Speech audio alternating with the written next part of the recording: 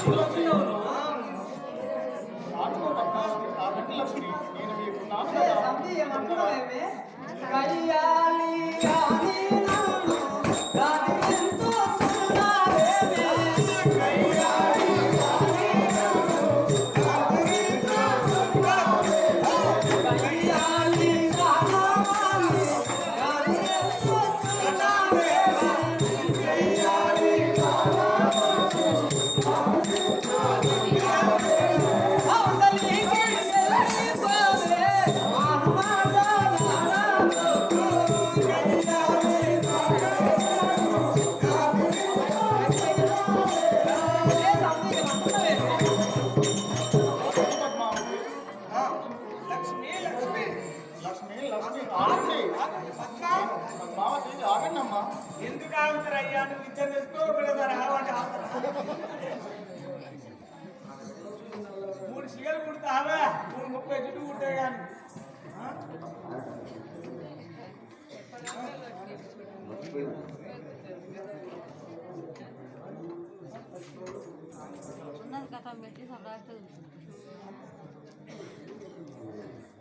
కాంతరాని నువ్వెంకా కాటినమ్మ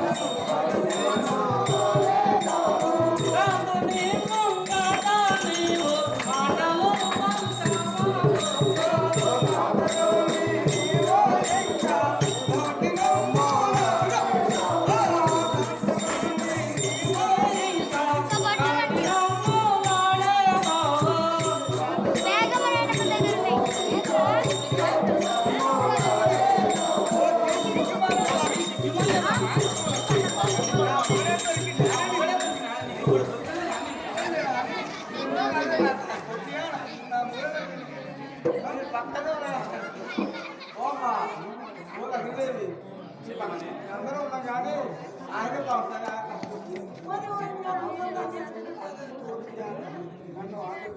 వచ్చే సమితి మనకి ఆరోవేమి వచ్చే సమితి మేము అంటున్నాము ఆసితోసి ఆమెరము ఆదింతో సునామే ఆసితోసి ఆమెరము ఆదింతో సునామే ఆసితోసి ఆమెరము ఆదింతో సునామే ఆసితోసి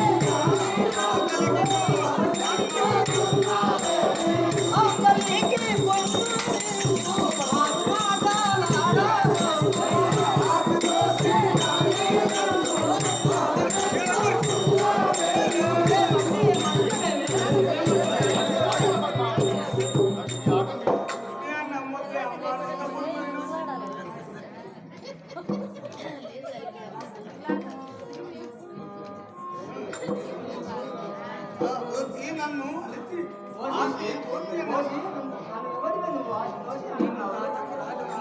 ఒక రాజా కుమార్తెని నువ్వు ఆకు అలములు అలములు తిన్నావు నీకు సిగ్గులేదానే మండి మూల నువ్వు ఎందుకు ఇచ్చిపెట్టేవి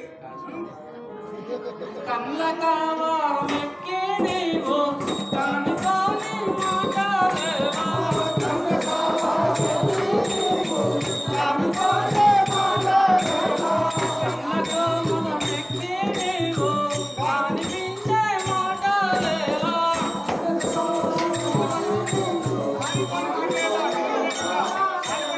కాని కోటి మాటలేవా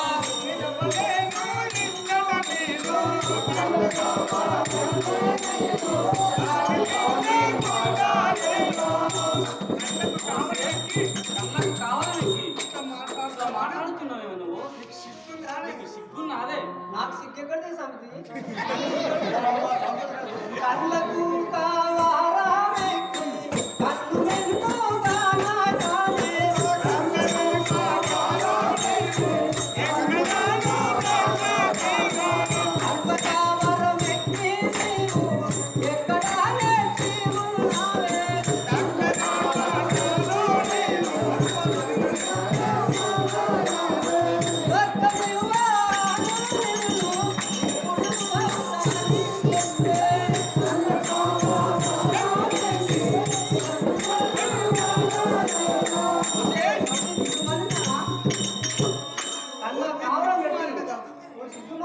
కళ్ళ కావడం పెట్టి ఏమో మాటకి పడుతున్నావేమి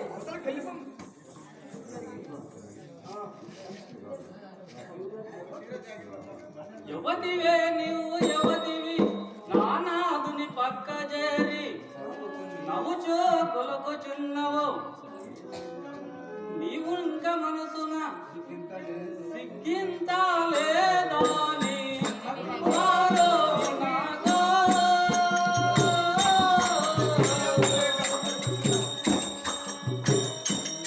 లేక కొలతచున్నావో.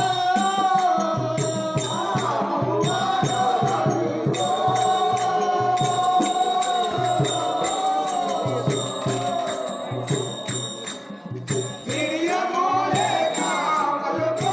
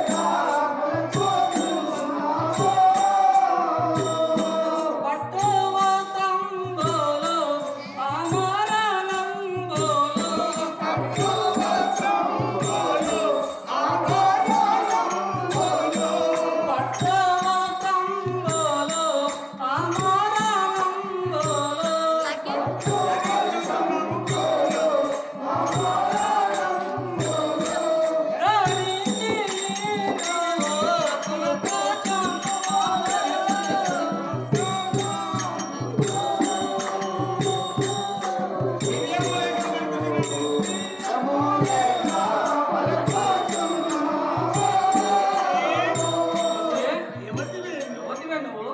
నా మొగనింక వచ్చి నా మొగనింద వచ్చి నీతులు పలుకుచున్నా. నీతులు పలుకుతున్నావు. నీవు యువతివి. నువ్వు అవ్వతివి. ఎవరు నాలుగు కన్ను పెట్టుకొని ఎవరన్నా ఇవన్నీ పెట్టుకొని మా తల్లిగారు లభించిన సొమ్ములే ఇవి. ఎవరివే నువ్వు ఎవరివి? నానాదుని సన్నిధి వచ్చి ఎవరిని పలుకుతున్నావు? ఎవరివే నువ్వు?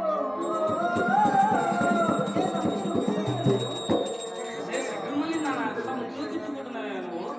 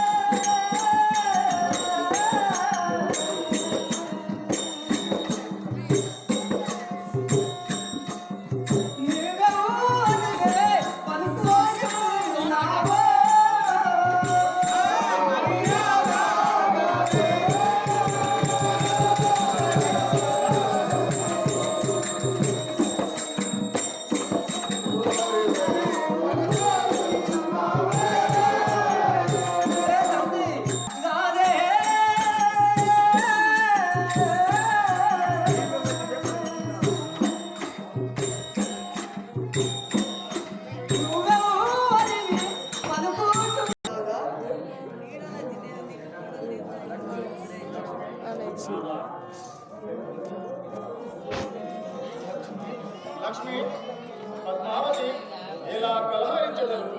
లక్ష్మి నేను నీకు సత్యమైన వార్త తెలిపేదాను. ఇంత విని తదుపరి నీ ఇష్టం వచ్చినట్లు నీవు ప్రవర్తించగలవు. సత్యమైన వార్త తెలిపేదాను వినుము. సావధానంగా వినుము. లక్ష్మి నేను పూర్వము రామావతారములో ఉన్నప్పుడు నీవు సీత వ్యక్తివి కదా. మనము అరణ్యవాసము చేయుచుండగా రావణాసురుడు నిన్ను కొనిపోవచుండగా మార్గ మధ్యంలో అగ్నిహోత్రుడు ప్రత్యక్షమై నిన్ను తప్పించి వేదావతిని అప్పగించెను. ఆనాడు వేదావతి నీ కొడుకు లంకలో అష్ట కష్టములు పడింది. నేను రావణాసురుని సంహరించి నిన్ను సీతయ్యని తీసుకుని రాగా మరలా అగ్నిహోత్రుడు ప్రత్యక్షమై స్వామి నిజమైన సీత నా వద్ద ఉన్నదని చెప్పాను. ఆనాడు ఆ వేదావతిని నీ కొరకు అష్ట కష్టములు పడినది కదా పెళ్లి ఆడమని కోరిక. నేను రామావతారంలో ఏకనారీపదును కావున ముందు జన్మాన శ్రీనివాసునిగా అవతరించదు. ఆ ముందు జన్మంలో ఈ వేదావతి పద్మావతిగా జన్మించగలదు. అప్పుడు నేను పెళ్లి ఆడతానని మాట అన్నాను. ఆ మాట అగ్నిదేవుడు దాపెట్టుకొని ఆ వేదావతిని మాయసీతను ఆ రావణాసురుడికి అప్పగించి నిజమైన సీతను దాపెట్టుకున్నాడు కాబట్టి అప్పుడు ఆ మాయసీత వేదావతిని తీసుకుపోయి రావణాసురుని చంపి మన శ్రీనివాసుడు నేను అంటే అప్పుడు ఏమన్నా లక్ష్మీదేవి ఏమన్నంటే నా కొరికింత బాధపడ్డది ఇవన్నీ కూడా పెళ్లి చేసుకుంటామంటే నేను రామావతారంలో ఉన్న ఏకైక నాకు ఒకటే భార్య ఒకటే మాట ఒకటే బాధపడి నేను వేరే పెళ్లి ఆడడానికి చెప్పి ముందు కాలాన భూలోకంలో శ్రీనివాసరావు వ్యక్తి ఆ వేదవతి ఇక్కడ భద్రవతి పుట్టి అప్పుడు నేను వివాహం చేసుకునే లక్ష్మీదేవి నువ్వు ఏమాత్రం నన్ను బాధ పెట్టకమని చెప్పి ఇప్పుడు ఈ భూలోకంలో శ్రీనివాసరావు వ్యక్తి ఆ శ్రీనివాసుడు ఆ భద్రవతిని పెళ్లి చేసుకుని అప్పుడు ఆయన పక్కన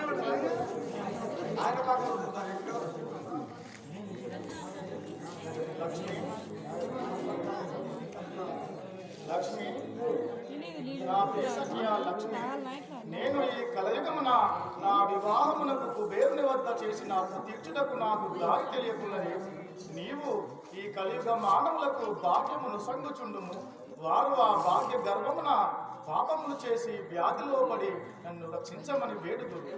వారికి నేను స్వప్నంలో కనబడి నాకు ముడుపులు కట్టి వడ్డీ కాసులు ఇవ్వమని చెప్పి వారిని ఆపదల నుండి కాపాడుతుందును. ఆ విధంగా వచ్చిన వడ్డీ కాసులు ప్రతి సంవత్సరము కుబేరుని అప్పు తీర్చిన పిమ్మట మరలా మనము వైకుంఠం పోదాము. లక్ష్మి నా యందు దయ ఉంచి వీరికి భాగ్యము ప్రసాదించము. లక్ష్మి ప్రాణేశ్వరి నాదా ప్రాణేశ్వరా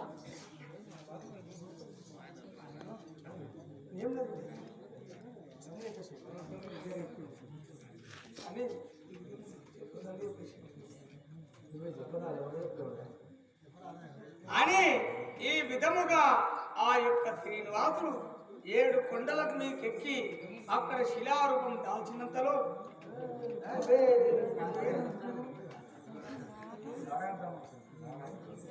అని ప్రకారంగా ఆ శ్రీనివాసుని లక్ష్మీదేవి పద్మావతి కొట్టాడి ఆ శ్రీనివాసుడు